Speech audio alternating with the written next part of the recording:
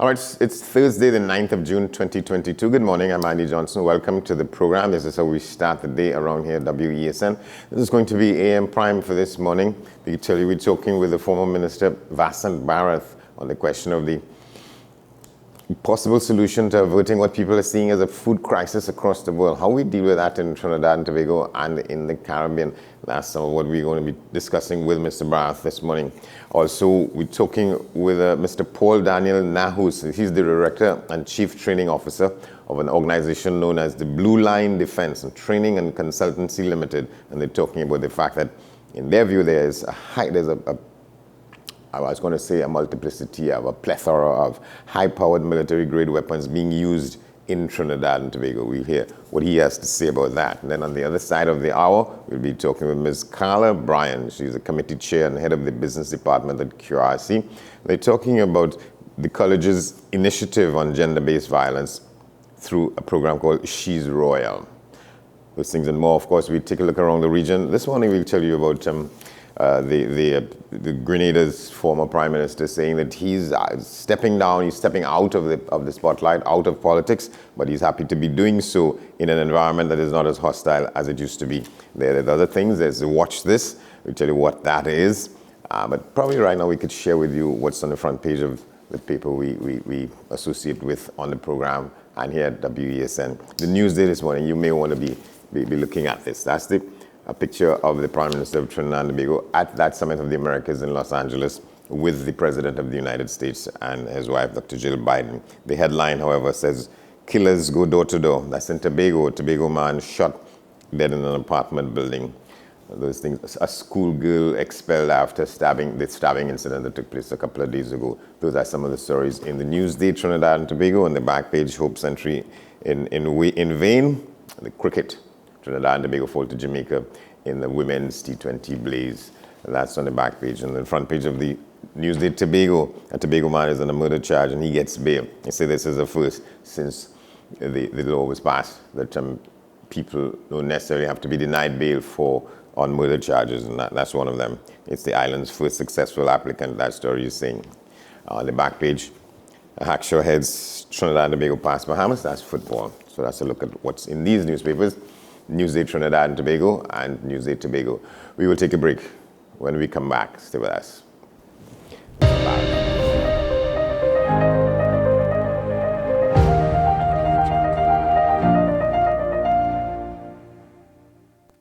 As a mother, convenience is a gift. With so many things to juggle every day, I need ease when doing business. Thanks to eyewearsolutions.com, I can order my contact lenses, solutions, and even sunglasses all on the go. Registering and ordering are easy. Plus, I get delivery right at my door or collect in-store if I choose. eyewearsolutions.com. Now that's convenience in a click. Visit eyewearsolutions.com today and enjoy 15% off your first purchase of contact lenses.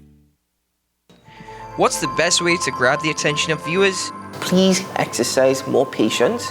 You have to be kidding me. Doing what we do best. I'll say at the very least it's a conspiracy of laziness against the people. Join me, Keaton Shaw. And me, Sean Michael Small, for Talking Point. Weekdays from 8 a.m. to 9:30 a.m. We go in-depth on the trending issues and engage the most controversial newsmakers as we get them to account to the people for their actions. You can't go to the government with nothing. You can't go to cabinet with an empty hand, with a wish. I'm glad that we're having this a sober, mature discussion. In the present situation, I expect a continuation of the chaos. Join us for the discussion, Mondays to Fridays, only on WESN, the content capital.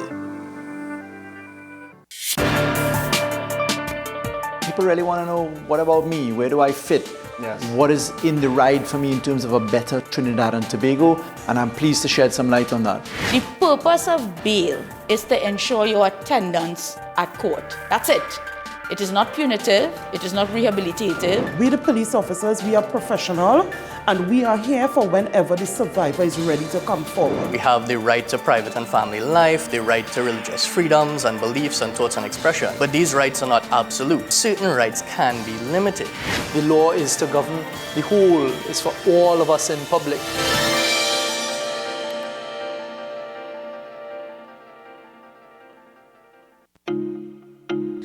If you live with someone who's tested positive for COVID-19 and has to self-isolate at home, take care of them from a distance and reduce their movement around the house. Give them space, a designated space, and open those windows. If you have to be in contact, mask up, both of you. If you work, stay home from work and don't go out, not even to the grocery or pharmacy.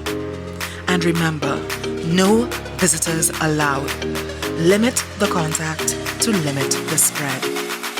The Trinidad and Tobago Red Cross Society. Mission-based, people-focused, community-driven.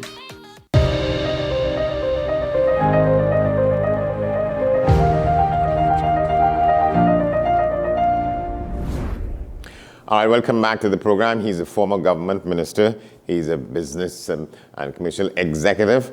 And to some extent, he continues to be in the politics. I wish we could have gotten to some of what he's saying about the prospects in the upcoming elections. Another time for leadership in the UNC, but we probably have to leave that for another time. Mr. Vasant Bharat, one of his portfolios was in agriculture in the cabinet in Trinidad and Tobago. He's now part of a team trying to find solutions to what they say the possible Trinidad and Tobago food crisis within a possible world food crisis. Good morning. Good to see you.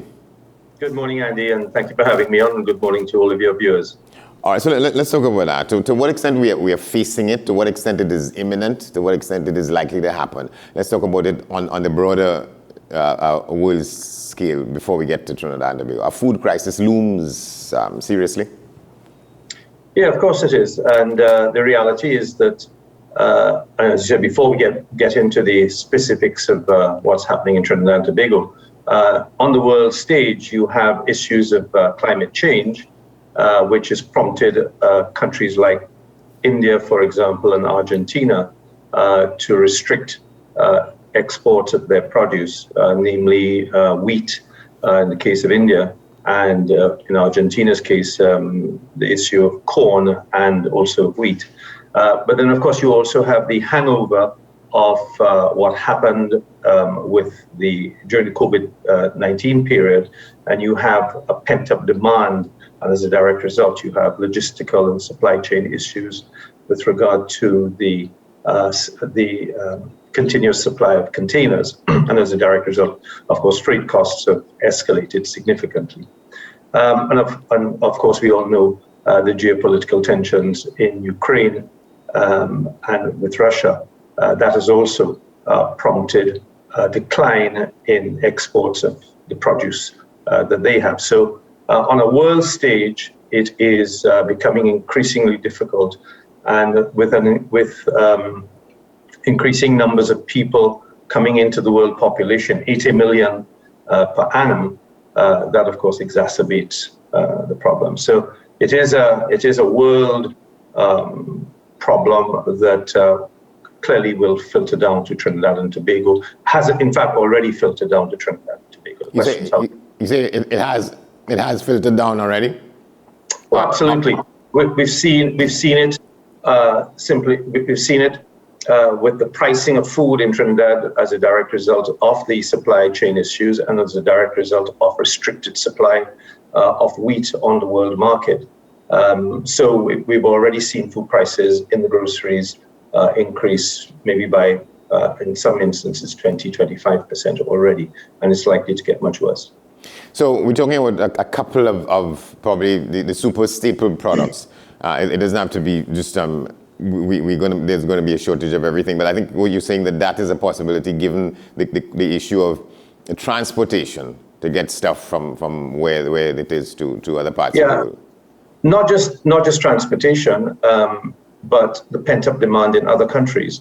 So China, just take China as an example. China is sucking up a lot of feed from the world market because in 2018, China suffered swine flu, which decimated a significant portion of its pig population. And so they've been trying to replenish that population feverishly because the Chinese eat a lot of pork. And so they're buying up a lot of feed from the world market, or certainly the ingredients that go into producing feed. And so, of course, that also sends up the price of animal feed, and we've seen it already register in the price of chicken prices here in Trinidad and Tobago, but it's likely to increase the price of all meats in Trinidad and Tobago. So things will become scarcer, and they will become, as a result of that, they'll become more expensive. Absolutely, yes, that's exactly it. And how we treat with it? Well, we have a historic problem here, Andy, and that is we are price takers. So we have what's called a high price transmission from world markets to Trinidad and Tobago. If you go into any supermarket today, you will, and you look at the shelves, you will note that probably 85% of all items on the shelves that we consume are imported. So we're actually importing inflation into Trinidad and Tobago, but also as a direct result of that, we're not producing the amount of food that will allow us to offset that pricing mechanism. So the answer really is very simple, and that is we need to grow more food, and we've talked about this on many occasions. And so we've got to address the reality that we need to grow more food here in Trinidad and Tobago to be able to address the supply side as well as the pricing side. And there are some, in my opinion, some very simple and straightforward mechanisms that we can put in place to actually address those situations. I just want to ask, well, to what extent, it's a kind of wild card supposition. Will there be need to say address the question of VAT and certain kinds of food products, or we've gone as far as could be gone in that area already? Well, what we have to do, Andy, is to approach this in a very structured way, and we ought not to be looking at this as an ad hoc, short-term measure that as soon as the war in Ukraine ends and supply chain frees up, that we revert to our existing practices. So I think we've got to understand that, and if we don't understand now, I think we never will, that this presents us, COVID actually presented us, Trinidad and Tobago, with an opportunity to press what I call the reset button in almost every facet of our life.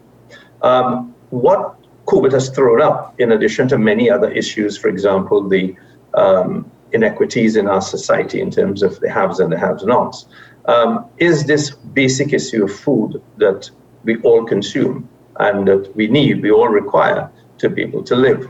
So, and of course, the issue of food prices affects those who are economically less favored more than it does anybody else, simply because there is less room for discretionary expenditure in their budget, because food, an essential item, then takes up a larger portion of their wage or their salary. So it affects them, those at the lower economic strata, a lot more than it affects others. So we've got to determine how are we going to deal with this serious problem where there are going to be some people in this country who can't afford to buy food because they still have other expenditures to take care of, for example, rent and other things. Now, food is a priority.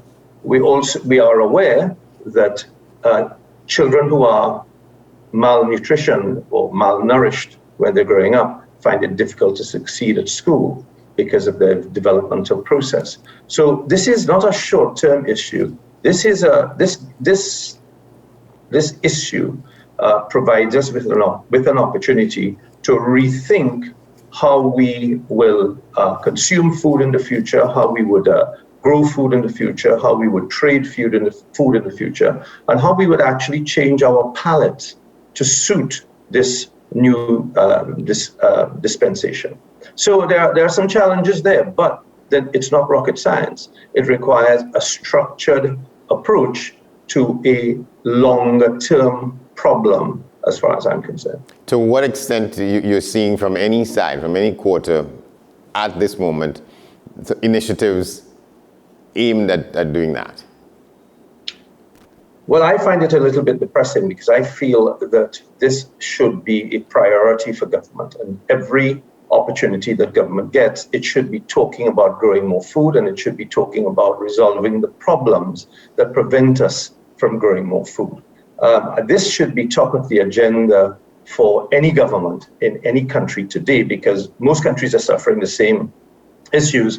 Of course, some like Trinidad and Tobago that are totally dependent on imported food will suffer even greater costs as a direct result. So for me, I feel that we need to be saying, look, much as we did with Point Visas, for example, in the 70s, we need to say, this is our plan for growing more food and becoming less dependent on the rest of the world for food in the next 5 years, in the next 10 years, and in the next 20 years, with a plan specifically laid out that we can sell to the country so that it doesn't change when governments change, because it is a priority for Trinidad and Tobago. Right, and a couple of months ago when we heard about the news about the rise in the cost of flour, a discussion sort of resurfaced about the fact that we'd had some kind of an agreement in principle with the government in Guyana. We can have access to some acres of land there to grow alternatives to wheat, so we could manage that situation and soften, if not remove, the impact of that. And then one imagines that those may be some of the items, may have been some of the items in the most recent discussions which led to an agreement between these two governments on this question of food. You think the details say that? Well, Andy, the reality is that any arrangement with Guyana or any other country is not going to resolve our short-term issues. Getting involved in an arrangement with Guyana to grow wheat, for example, is a 5-year project, a minimum a 5-year project before that comes to fruition. And for that matter, many other fruits and vegetables, it's a longer-term issue because of the logistical issue, because of the bureaucracy involved, because of possible tensions between the two governments and so on. So there are very simple things that we can do. Let's just take, you talked about flour. We had started a project in 2011 where we had started going to bakeries to encourage them to introduce a percentage of cassava, of yam, of bananas, of other locally grown sweet potatoes into the mix with wheat. So in other words, you had a combination of cassava and wheat. So and you could have gone to, in those days, 20-30% cassava and 70% wheat, and we were experimenting with increasing those amounts because, of course, when people have become accustomed to utilizing flour and mixing it in a certain way and kneading it in a certain way, suddenly the introduction of a new ingredient may create some problems. So it's a culture that we need to develop. But the reality is, not only is it going to allow more food to be grown locally and create less of a dependence on wheat being imported, but carbohydrates like sweet potato, yam, cassava, and so on are complex carbohydrates. So they're actually far more nutritious, particularly for people who have diabetes and so on. So it's a program that the government needs to have a serious level of participation in. In fact, they've got to lead it. It can't just be left to the farmers to actually get on with the job. It requires a major hand-holding process by government. So in addition to being proactive with regard to the kinds of foods that we can grow and how we grow them and what use we put them to, there are some fundamental problems in the agricultural sector that need to be resolved. And the government needs to sit down with farmers' associations and work out which are the areas in the country that if we were to resolve these problems we can ramp up food production. So we've had historic problems with water, either too much water or too little. Infrastructural costs, infrastructure. So lack of access roads, lack of ponds, for irrigation. Financing costs. The Agricultural Development Bank has to be far more proactive than they've been in terms of the introduction of the kinds of products that are required to fund farmers, particularly in light of the fact that you may well be aware of the old bugbear where farmers' leases have been outstanding in many instances for 25, 30 years. And without those leases, they're unable to go to a commercial bank and get or secure loans. The issue of input costs. We're seeing what's happening on the world stage with fertilizers. Of course, we import fertilizers. Nitrogen costs have gone up significantly on world markets, which is a main key ingredient in the cost of fertilizers. So input costs need to be managed. How do we do that? Gluts in the market, predial larceny, security of tenure. All of these are issues. The use of technology that was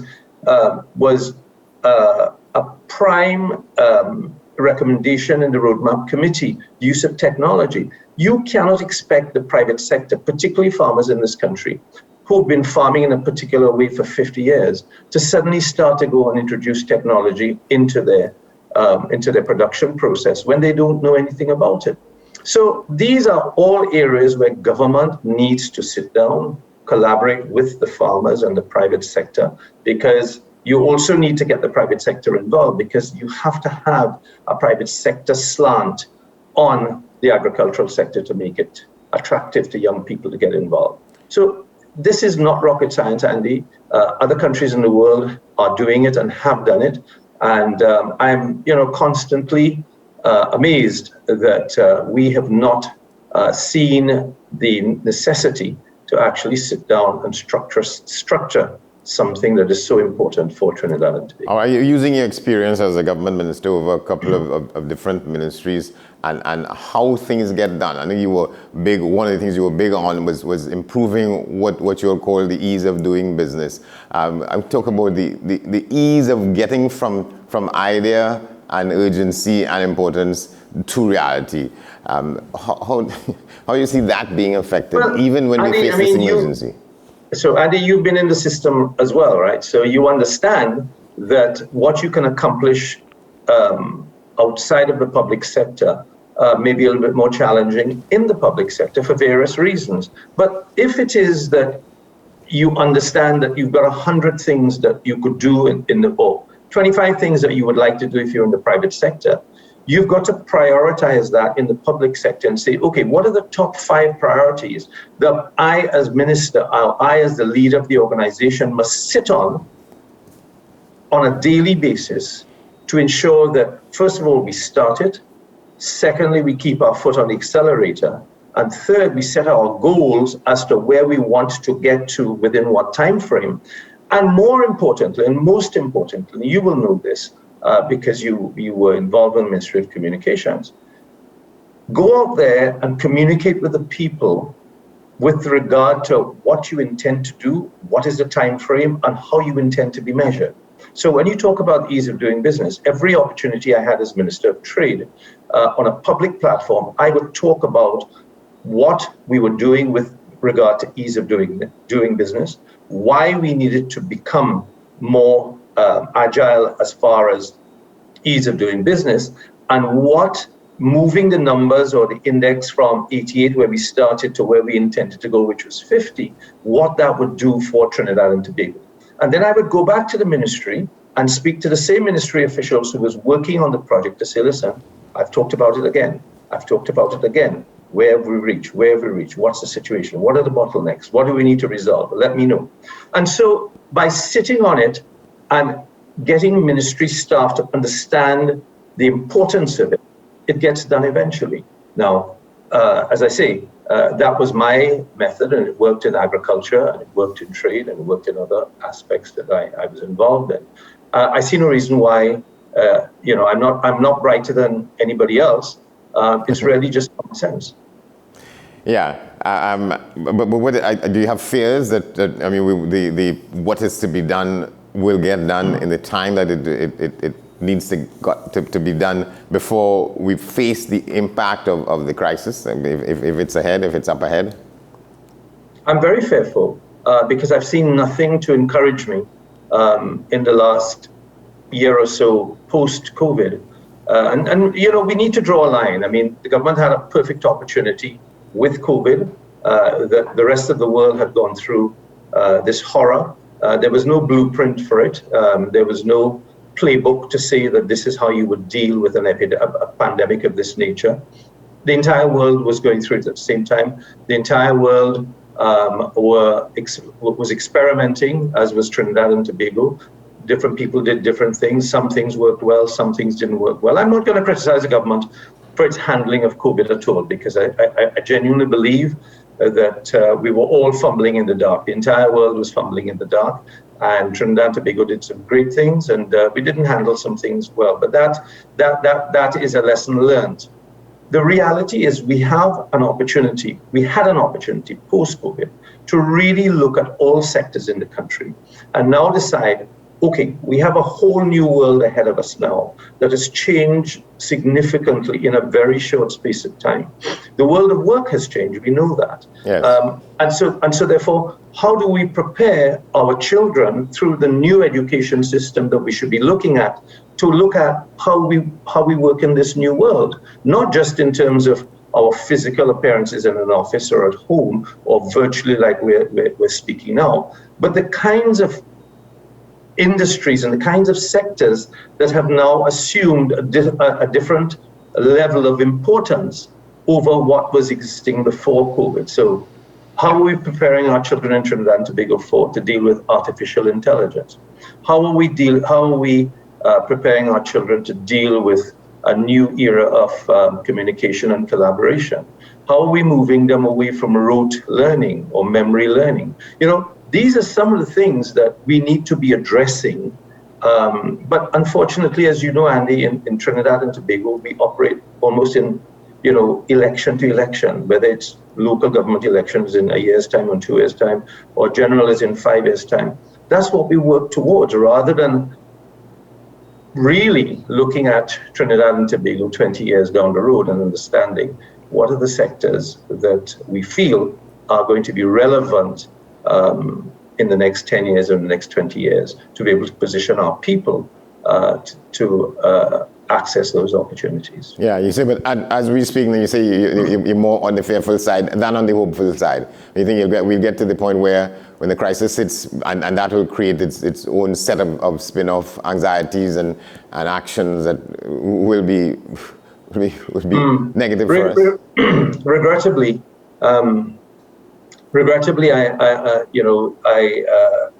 hate to say this, but I think that that's where we need to get before. It's the old story of the dog and the nail, right? So the dog is moving back and forth, the nail is sticking through the floorboards, but it hasn't actually punctured the skin. So the dog will twist and turn and move, but it'll sit in that area until the nail actually punctures the skin, and then the dog will actually get up and move to another area. And I'm fearful. I'm hopeful that the powers that be could be prodded and pushed significantly, and hence the reason why I've agreed to sit on this advisory committee with the Agricultural Society to be able to prod and push at a different level other than what farmers can do at this point in time, and to hopefully marry some type of arrangement or broker some kind of an arrangement between the government, between the private sector, and between the farmers of Trinidad and Tobago.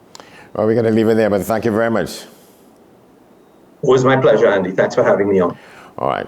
Former Minister Vassen Brad talking about the emergency we face in addressing the food situation before it gets to a crisis, but he's saying that we're likely to be in the middle of the storm before we take the action that is required. We're going to take a break. When we come back, we share with you the COVID numbers and other matters as we go forward on this Thursday morning. Stay with us.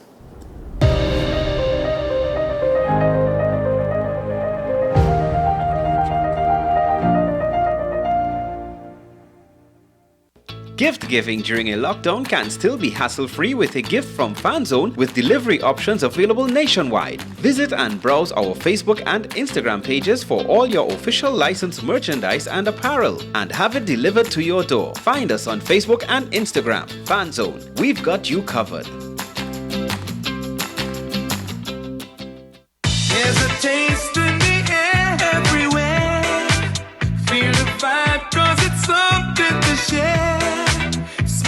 rich and creamy, you'll find it right here. Makes you smile, relax a while, it's fun and good cheer. Ooh, enjoy every scoop. Ooh, every taste will get you hooked. We have flavors that you love, a combination special. Come along, enjoy our treats. This is Uncle Pete's. The best laptops and tablets are at dbesttoys.com. Get a Gateway 14.1-inch Ultra Slim notebook or an HP 14-inch laptop at the best prices in TNT. Get the Fire 7 tablet for $474. You can also shop the latest Amazon Fire Sticks. Call now at 32-DBEST to order or visit us in-store at Forces flagship Mac Bean. Shop online now at dbesttoys.com. Free delivery available throughout Trinidad and Tobago. Cash or links on delivery. In these COVID times, things are a little different. You may have some skepticism when it comes to going to the hospital or going into the doctor because of crowds or because of so many people being present. We are now in the world of telemedicine. Telemedicine is the innovation of using technology to treat patients at a distance. Zakia is here today. She's going to show us a little bit of what she does as part of her at-home exercise routine. What's up, Doc? Tuesdays and Thursdays here on WESN, Content Capital.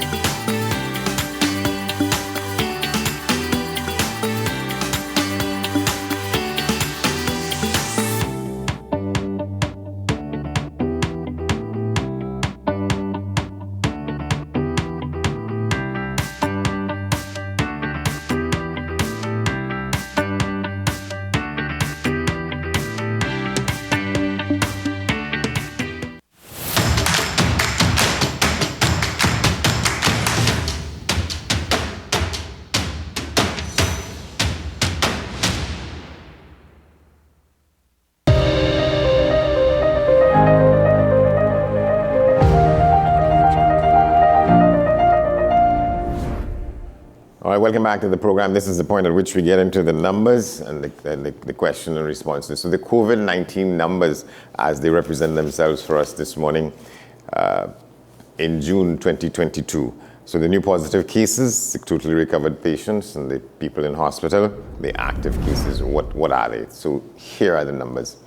151,405, that's the total recovered patients. 8,152, the total active positive cases.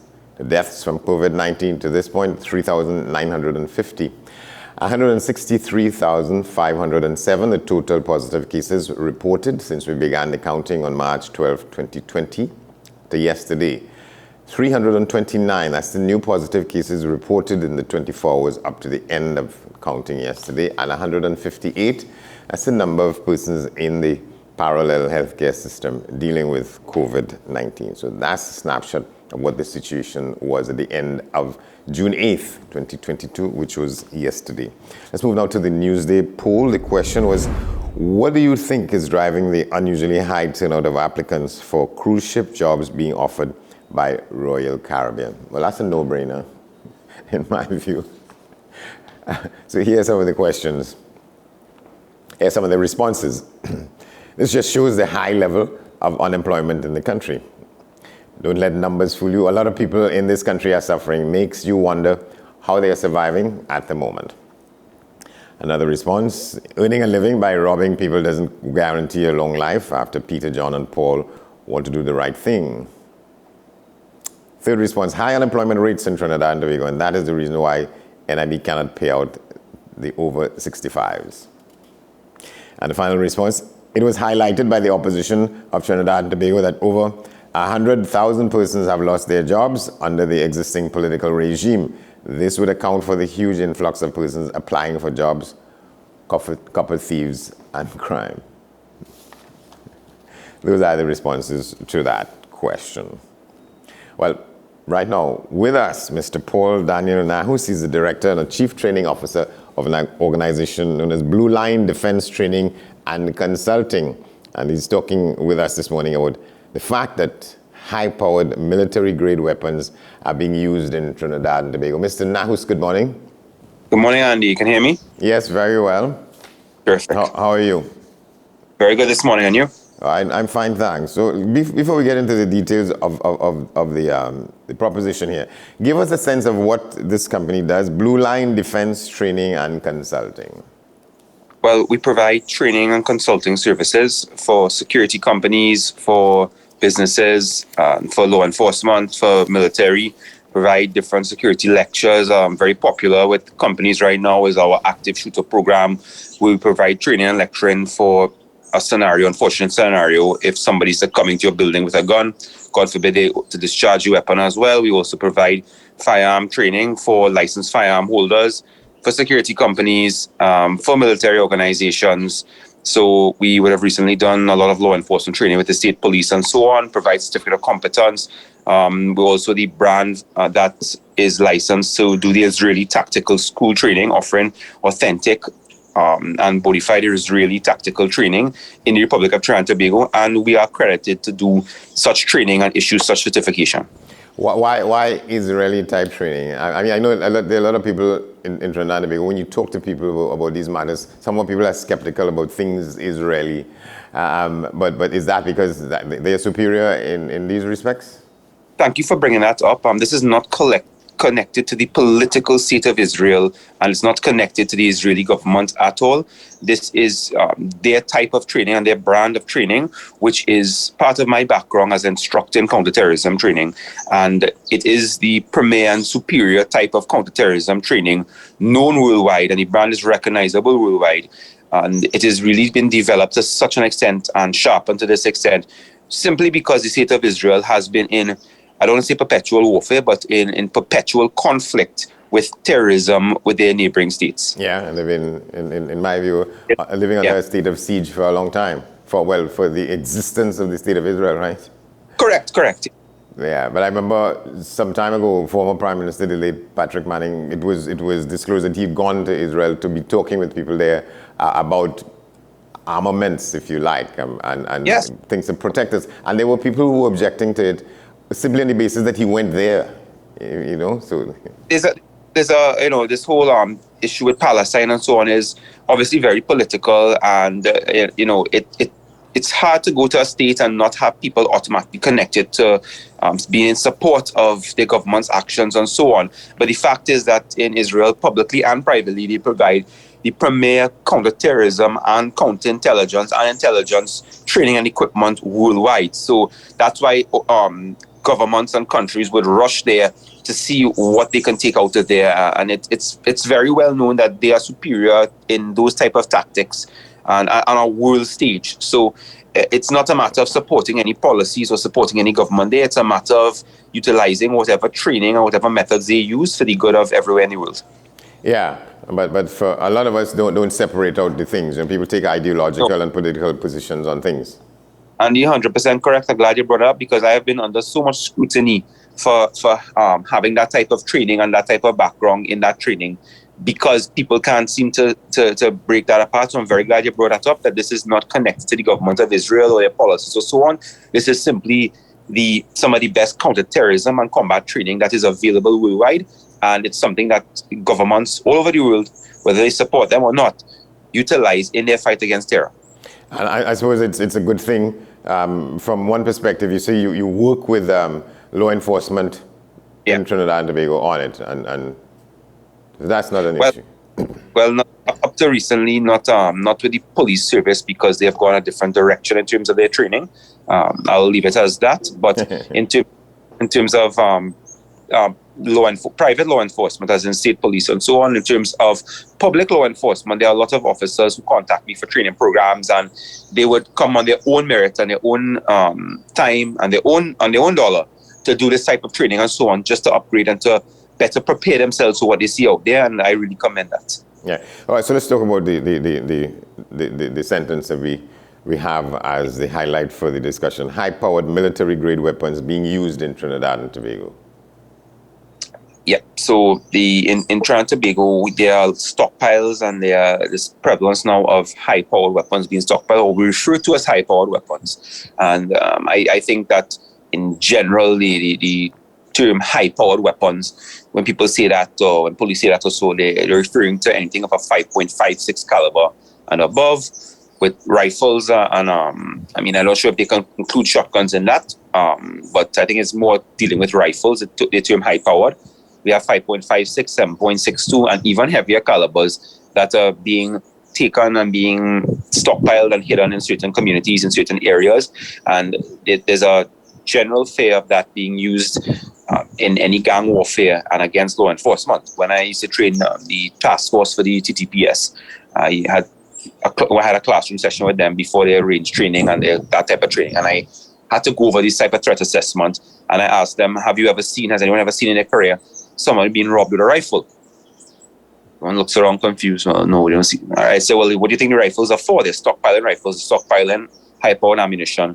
That's for you all. That's for gang warfare, and that's for hits on law enforcement and military if they need to do so. So, that there's this prevalent danger now of those weapons, and those are automatic weapons mostly.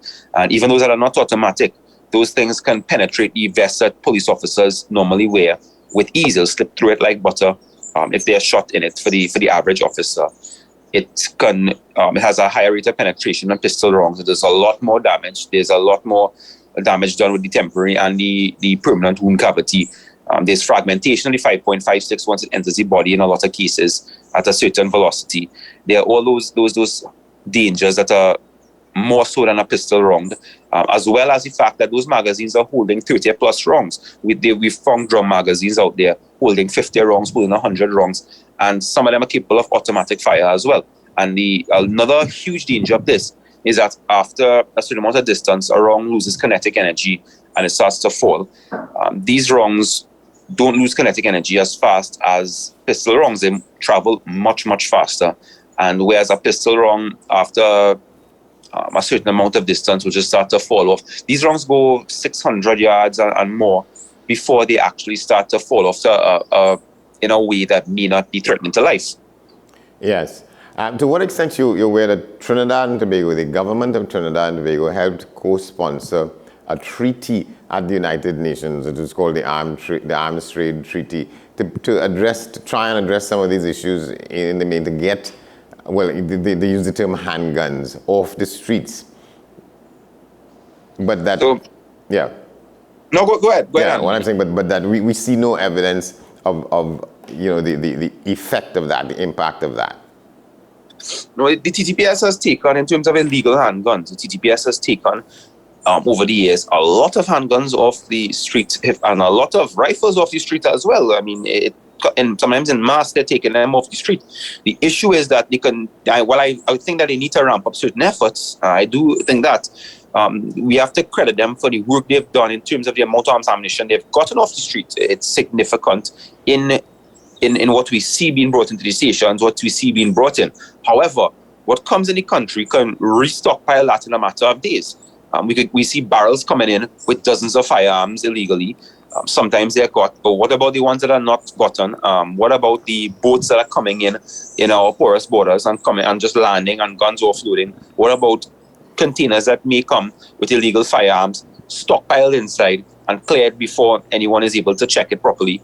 What about that? In 2-3 days, all the good work done for the year could be undone. Well, right. That's the other part, the back end of that issue. But I wanted to go back to the front end. You say that, so there's a success story of sorts with the getting a lot of the firepower and the hardware off the streets. But this is a country of speculation, and people don't think a lot of what we get straightforward and without question. And the issue is to what extent guns that are taken off the street don't find their way back by some means. So in terms of when I would have done the audit on the police service, I had audited their firearms. Yeah. And in doing, I found that the police service generally had a good sense of accountability for firearms that they have taken off the street. They generally have a very good sense of accountability fit, especially when it goes into large property rooms when it goes to property rooms and so on. There's a record and such. firearm cannot be just taken out of a station just like that once the procedures are followed. Now, I'm not saying that they cannot end up back out there. There is the potential for them to end up back out there. And what I had recommended was a reorganization of a lot of the property rooms, which in a lot of cases really wasn't done, but it was a organization of property rooms that I had recommended and type of labeling that would have prevented that on checks. But there's the problem with that and the potential for those guns to end up back out there, which some of them have. We know some of them have ended up back out there. The problem with that is that the volume of guns the police is taking, if you see the volume of guns, Andy, that the police take off the road, it's really frightening. And the fact is, we don't have the manpower to really even document and to be, well, they have the manpower to document, but they don't have the manpower to really look after all of these weapons and to do these checks. And because this is something that I had recommended a specific office be set up for, with staff to monitor when weapons come in, to monitor, to make sure it stays in here until the point at which it has to be destroyed years later and so on, which is a difficult process by itself to destroy a weapon that is taken into custody because there's a court case, there's the appeal, I'm not going to go into the details of that, but if you see the actual volume, to monitor it is I mean, a Herculean task to say the least. In itself, but so let's give credit where it is due. You say that your assessment goes more on the positive side than the negative side of how they handle it. The thing about it is that it definitely, and in the 2019 audit report, which is a confidential document, so I won't go too much into the details of it, but I had assessed, when I looked at it, there were, I believe it was 19 points I had pointed out that could have been improved in the TTPS in regard to their arms and their ammunition.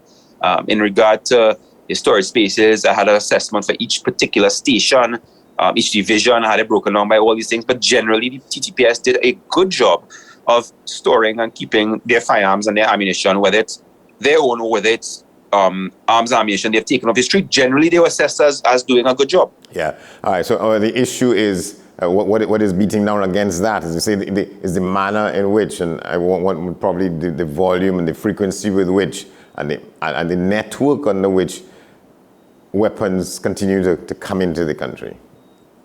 Everything you said, Andy, there, that's the issue. You've just kind of summarized what the issue is. In my estimation of these guns being stolen, it's volume, it's the amount that's coming back in after taking off the road. But the TTPS have been doing a good job of getting a lot of the arms ammunition off the road, off the streets. They have been doing a generally good job within what they are provided with. Because remember, I have to say that the officers, a lot of them are not provided with what I would say they need fully to perform their duties in some cases, but they are doing their best with it, and they have been largely successful getting it off the street. However, in terms of the volume of it, it's really, I don't want to say impossible, but it's incredibly difficult for them to monitor that volume. And this speaks to a lot of the problems in terms of the crime levels in the country, in that there's just so much crime, there's so many guns, and we don't have what we need, I think, to deal with it, and we don't have certain people in certain places making some decisions to say, hey, what, we need to up this, we need to do this. There's some hard decisions and some changes that need to be made, and those changes, some of them are a little drastic. And we know in Trinidad, in general, in the public service, drastic changes usually resisted a lot. Yeah, you say we don't have what it takes, and we don't have the people in the places to undertake and to carry out what it takes. So not at this level. You say not at this point. No, at this point, and I'll put it in this manner that while we have some officers and some persons that in their position they do a good job, and they were doing an excellent and amazing job if it was not a time with this much of these things coming in, where if it was a time that, if you want to say it this way, I want to go back to a joke I tend to make in law enforcement sometimes, that any Batman movie, when somebody was whispering, when they were moving James Gordon as commissioner of police, and they said, but he's a war hero, and someone said, well, this is peacetime. So there's a purpose and a time for certain types of leaders and certain types of individuals. And right now we are in I would say a desperate time in terms of the amount of illegal guns and the type of illegal guns we have on the street. And that, coupled with the size of the gangs, is a very dangerous, and the attitude of the gangs is a very, very volatile thing. Yeah, so there's a lot of work to be done. Plenty. That's what you're saying. Plenty, but I would have to give credit where credit is due, that I don't want to have this understated. The police are taking arms and ammunition off the street, but how effective it is percentage-wise, I can't say, because of we have really no gauge as to the guns coming in. The guns that are coming in mass, and they're coming in.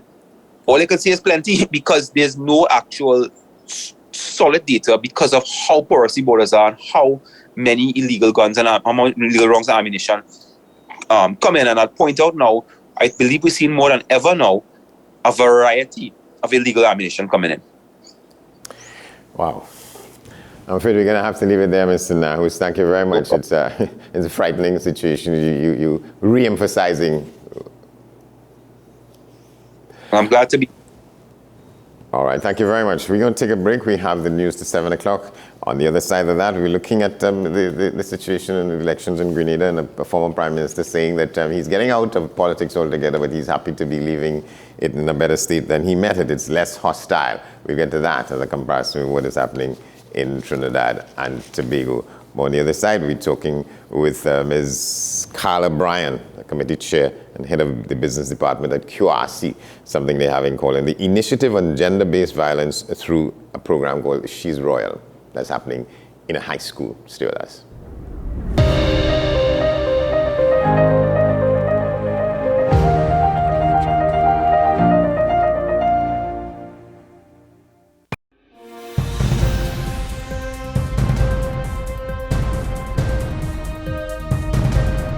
Seven is out. All day is in. WESN News on the hour.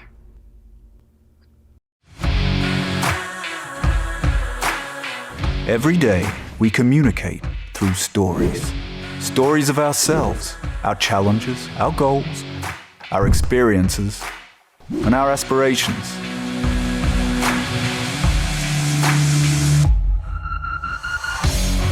Storytelling is an art that we have mastered. WESN Film Studios comprises a collaborative team of experts with extensive industry experience locally, regionally, and internationally.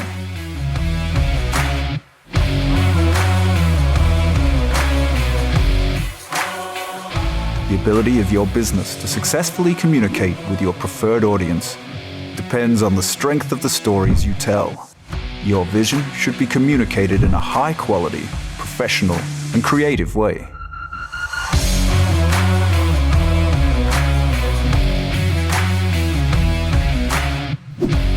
From concept to post-production, advertising to film, multi-camera productions, live events, streaming, and virtual conferencing, we are WESN Film Studio. Let your own unique voice be heard and your vision realized. Call us today at 628-5835 for your next production.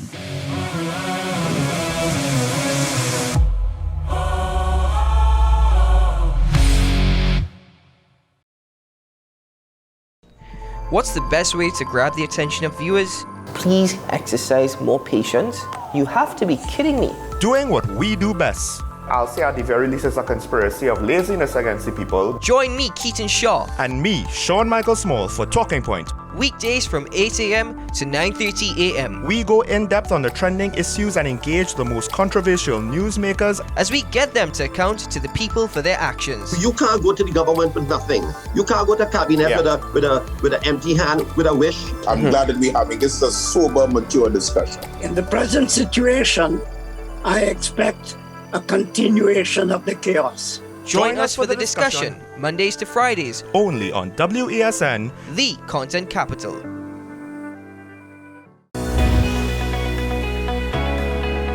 In this season, we talk more about health, wellness, and everything in between.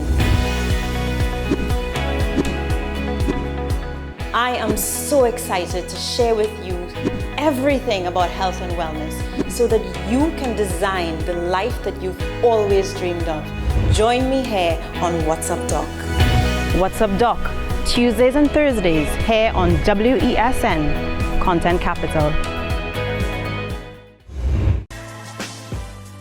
Let's Let your voice be heard. Call Madam Fix It on WESN, the only place that effectively helps you with your woes. Having problems getting onto government agencies, water woes, NIS and pension problems, potholes, and much, much more. Call me, Madam Fix It, every Monday, Wednesday, and Friday, right here on WESN. Let me fix it for you. Burning questions, urgent topics. Welcome back to One on One, the show where we tackle the most current and pertinent subjects that are affecting all citizens, where we ask the hard questions and have in-depth conversations. What separates One on One from other talk shows is that the conversation stems from a younger perspective on topics that affect the fabric of our society. One on One, Wednesdays at 10 a.m. on WESN Content Capital. Join me, Sule A. Joseph, as I delve into the day-to-day psychological issues plaguing our society. We will discuss behaviors that encompass the biological influences, social pressures, and environmental factors that affect how you think, act, and feel. Sight, Thursdays at 11 a.m. only on WESN Content Capital. Don't keep yourself handcuffed. We continue to receive calls from members of the viewing public whose cable provider is Flow and cannot receive WESN. We advise that you unfortunately reside on the original Flow platform. If you wish to receive WESN's high-quality programming, you must contact Flow to be upgraded to the new Flow Evo platform. Call Flow now and demand your upgrade. A reminder from WESN. We urge you to protect yourself and others from the spread of COVID-19. Stay safe by taking some simple precautions. Clean your hands often. Use soap and water or an alcohol-based hand rub. Maintain a safe distance from anyone who is coughing or sneezing.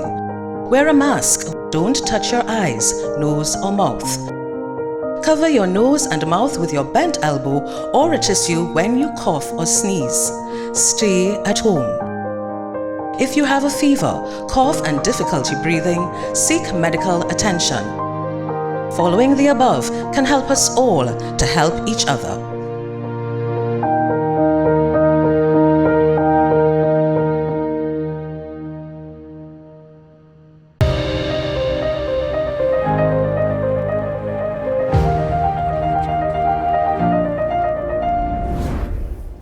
Welcome back to the program. Well, the lady on the set, her name is Mrs. Carla Bryan. I'll ask her how come in this day and age she doesn't have a split surname. That's the way of it, but we get to that in a moment. She's the chair of a committee dealing with something called an initiative for gender-based violence through a program called the She's Royal program. That is taking place at the venerable QRC, Queen's Royal College in Port of Spain. Also on the set this morning to talk about it, a member of the student committee, Karen Castillo. Good morning to both of you. Good morning. Good to see you. So Ms. Bryan, let's get back to that. So my inquisitiveness, these days women, are jealous of their names that they came into the world with. You just have one. Yeah, well, good morning. That's a choice. Good morning, Mr. Johnson. Well, after a few years of marriage, I just decided, you know what? It doesn't make sense. Everybody should have the same name. All right? So everyone is Bryan now. I decided to just drop my maiden name. Thank you very much. Thank you. All right, so talk about this. So you're the head of the business department of QRC. Yes, so I you're am. the head of the business studies department, is that it? Yes, correct. Yeah. Yes, and I also teach economics, and I'm the chair of the She's Royal Committee. We have an adult committee comprising PTA members of staff, teachers, as well as anyone else who is interested in being a part of the program. So we have a mixed committee, PTA, teachers, and other stakeholders. Right, so and then we have the student committee as well. Right. So Mr. Pollard here is a member of the students committee. Yes. And sort of a representative of that committee on this on this body. So let's talk about how this came about. To what extent this is unique? An agenda like this, an initiative like this in a high school talking about gender-based violence? Well, it's unique because we are the first institution in Trinidad and Tobago to start an official program such as this one to educate young men about gender-based violence. So it's unique in that sense, and it's also incorporated into our curriculum. So we have students participating in various activities that will be able to bring out that issue of gender-based violence. All right, Mr. Paula, do you want to come in at this point and talk about how interested you are in the project and how interesting it is, how maybe important it is, as far as what you're finding out as you go on?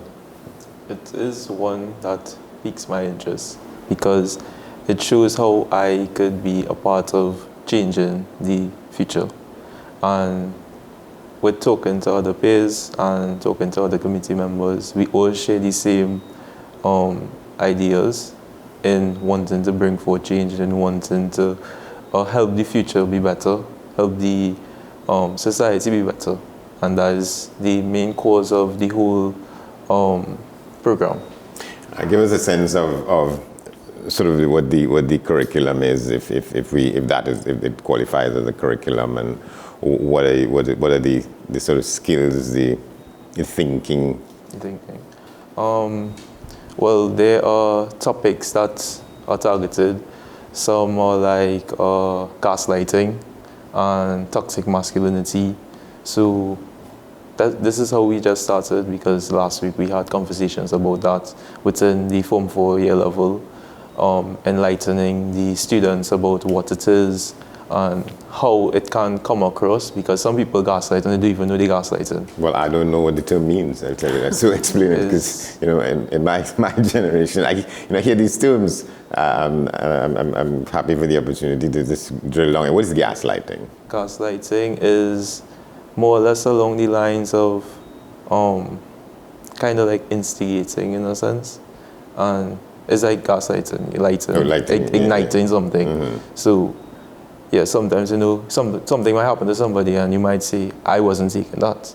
And then when you say that, it might cause the person to feel like, I have to do something now, because you're prompting somebody to take action. Yeah, instigating. Instigating. Yeah, and there's another term you might hear a lot now from people in your generation, catfishing. What is that? Oh, catfishing is something related to social media where you pretend to be someone you're not on the internet. So in a sense, it's like somebody making a fake account to pretend to be a young girl or to pretend to be a young boy when they are, in reality, they are not in that category. They're not setting a trap for people. Yeah. It's like they're not being who they are on the internet. They pretend to be someone else. Yeah. And so these are things that you all have to deal with on a daily basis. Not necessarily in the program, but as a young person growing up now, you have to become mindful of these things and know when you see things up ahead. Yeah. All right. Let's come back to you, Ms. Brian. So let's talk about how this program came up in the first place, and how did the school administration, was it the school administration that adopted it, or you had to get approval from the Ministry of Education and so on? Okay, no. First and foremost, our principal, Mr. David Simon, had this vision to educate the young men about gender-based violence, right? And there was a killing of a young lady, who went to St. Francois Girls College many years ago, and that, prompted him, being a father of a daughter, and, as a male, he felt, he needed to do something. So he had that vision in mind. And last year, May, we launched the initiative with a Red Card Rape Culture session, right? Red Card Rape Culture session. Right. So it was a session where the students had to engage in activities to teach them about sexual violence towards women. Red card would have been for, you disagree. Green would have been you agree, and amber you're not sure. So we did this activity to sensitize them about sexual violence towards women. And then from there, we went into, as I mentioned before, the competitions. art, essay, logo competition in term 1. Term 2, we did a calypso, soca, spoken word, and jingle competition. And we had the students, engage in writing, speaking, expressing themselves on the issue of gender-based violence. All right, this term we decided, well, it's our anniversary, so we had 3 weeks of activities, or we are having 3 weeks, right? We're in the 3rd week. The first week we had discussions, first and second week, discussions on the topic where we brought in experts and, different persons who could have discussed the topic with the boys, and they did that during their guidance period. We have a 40-minute session every Wednesday, and they discussed it at all year levels and so on. Now this week, the 3rd week, we decided we are going to take it to another level. We are going to walk the talk. That's the term we coined for the walk. And the Savannah Walk takes place on Friday the 10th from 9 a.m. to 10 a.m. That's tomorrow. So, pardon me? Yeah, that's tomorrow. Yes. Yeah. Not tomorrow. Yes. Yeah, tomorrow Friday. Yeah, sorry. Yeah. So, so we will be walking, and the young men will be displaying their cards and their banners and so on the topic, so that they can make a statement to Trinidad and Tobago how we feel about this. We don't accept it, and we want to make our voices heard. Yeah. Let me come back to you a little bit. The other term that you'd used, toxic masculinity. What do you define it? What do you come to know what that means? Okay, toxic masculinity would be a man using his advantages to overpower someone else. Because, with being a man, we are stronger, physically stronger and stuff like that.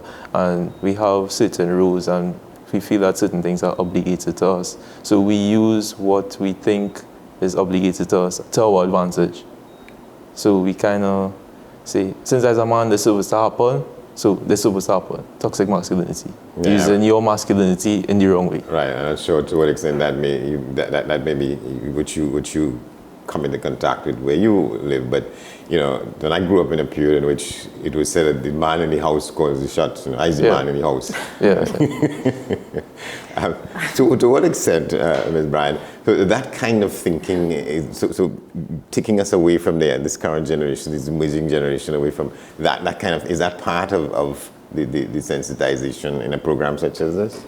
Well, it will come up in discussions, of course, because we can't shy away from the fact that we have to teach the young men, well, the males have to teach the young men how to be a man, right?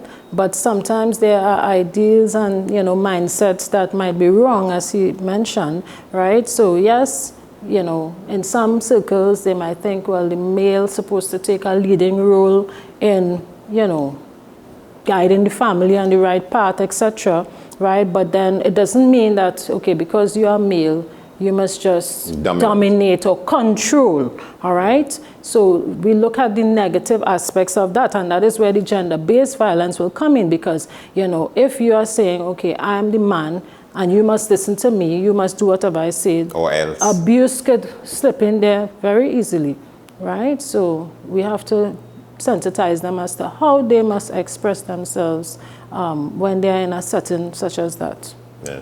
So give us a sense of how you all discuss it and deal with it in your groups, your student groups in school, quite apart from being part of the program, or that more of you think are being sensitized to that different kind of thinking, or fellas decide, well, not for me. Well, as Ms. say, there are different circles. So as they are in the wider society, where there will be circles where people agree and disagree, there are circles in school that agree and disagree. And like I said in previous interviews, in Curiosity, we don't force people to do anything. But at the end of the day, the right thing is the right thing. So we try to guide our brothers so that when they grow up, they wouldn't be danger to the society. And though there are some boys that agree to it to an extent, we try to enlighten them so that they totally agree with it. And then there are ones that totally agree with it because they would say, people would say that boys are generally closer to their mother. So when they hear she's royal, the she in their life would be like their mother or their teacher. And because of that, they realize, if I be a part in bringing forth change, I can make society safer for my mother, for my teacher, and therefore they are on board. For my sisters and my cousins Sisters, who are yeah. female and so on. Yeah. So to what extent you see among your partners in discussions like this, and you see a fellow sort of getting the light, as to what extent that happens?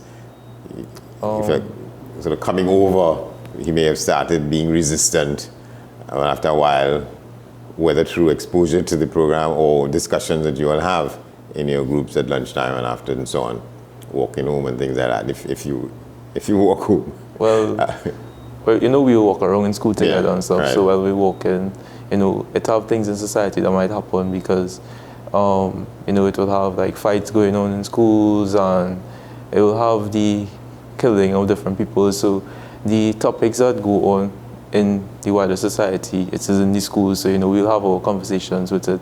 And when they were killing of women due to gender-based violence and stuff, we'll have the conversations, and it will have some people that agree with it, some people that disagree with it, and we'll have a conversation, and sometimes it might go into a little debate, but at the end of it, we usually, I don't want to say sway, but we get everybody on the same page that it was wrong. Agree to disagree. And yeah, we agree to disagree sometimes, but most of the time, everybody ends up on the same page, and though it might have those that might stay away from the topic because they don't find that it should be argued and stuff like that, because they think that, everybody should think that it's something right and whatnot.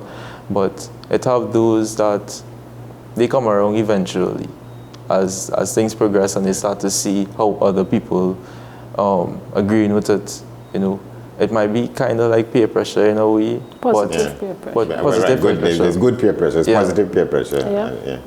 And they start to come around to have the discussions too. So let's say the Andre Bad issue, is that something that you all discussed in school? Yeah, we the did. incident and so on? Is one heard that was one that also helped reignite the idea to bring forth the committee. So it's heard that and Ashanti Riley's, that's how it was kind of back to back. Yeah. It kind of reignite the cause to bring back a group like this, to actually start the group, because as Miss said, it had a killing of a St. Francois girl by the name of Samantha Isaac years back, and that Samantha kind of, Isaac? Yeah. Okay. And that caused that bring for the idea, our principal had the idea from that death, and with the two back-to-back deaths recently, he decided, we should embark upon it to actually bring up for the committee. Yeah. All right, so QRC is unique in this respect, and to what extent, Ms. Bryan? So this is kind of, the idea is to export this to other schools and other classrooms. Yes, of course. Well, when we did the red card rape culture and so on, we joined with St. Francois, not St. Francois, my mistake. Bishops and Providence. Yeah. Right? We reached out to them. Those are girls' schools. Yes, Yeah. and they were involved in the discussions on the red card rape culture, sexual violence towards women. They were able to share and so on with us.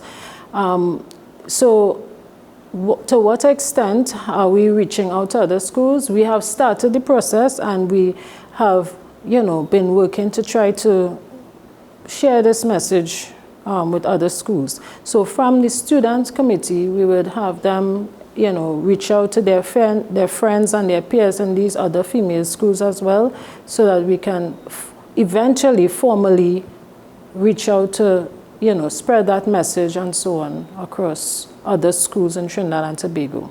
I want to ask about, there are people who say that issues such as these and attitudes that develop from them have to be tackled and dealt with as part of the education system. You think that this is an initiative that is going in that direction? Of course, definitely.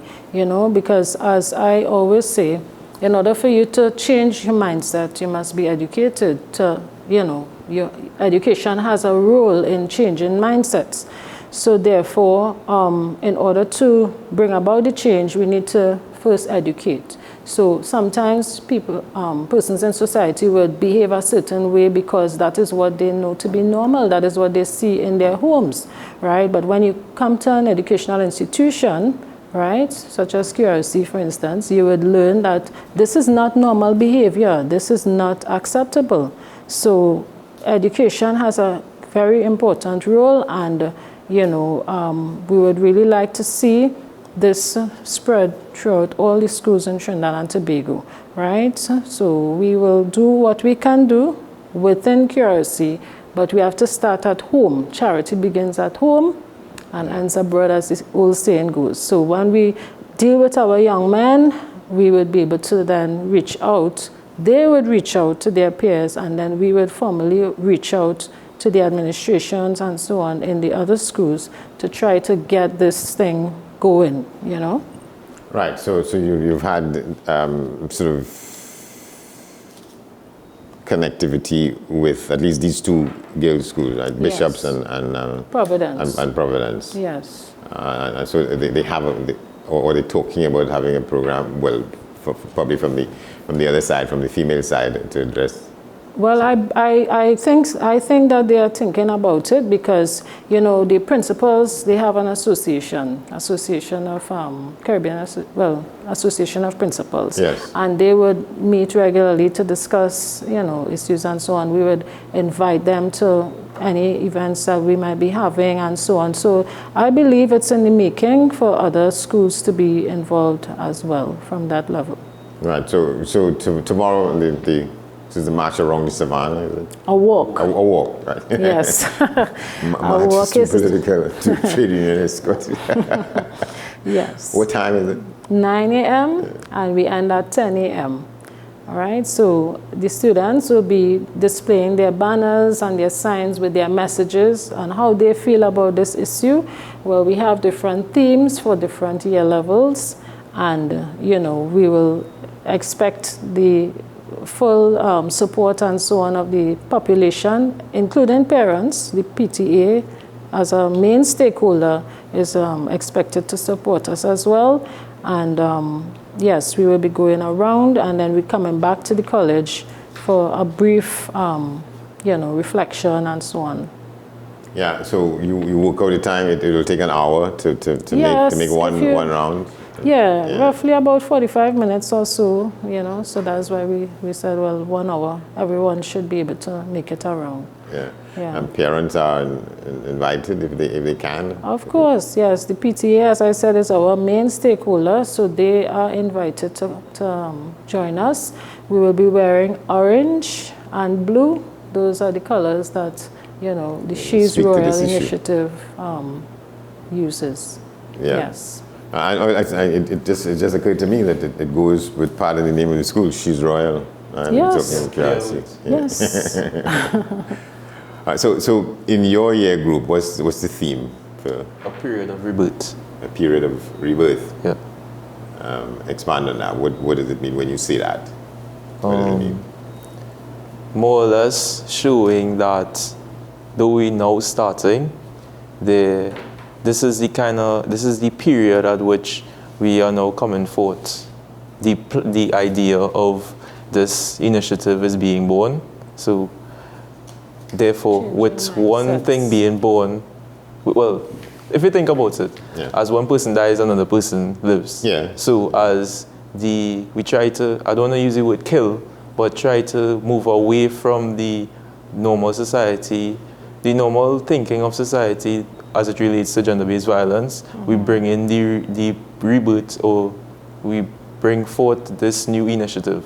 This new initiative is born because that is going away, in a sense. So the society is more or less being rebooted, a period of reboot. So we in that period right now. So this is the message we're trying to show.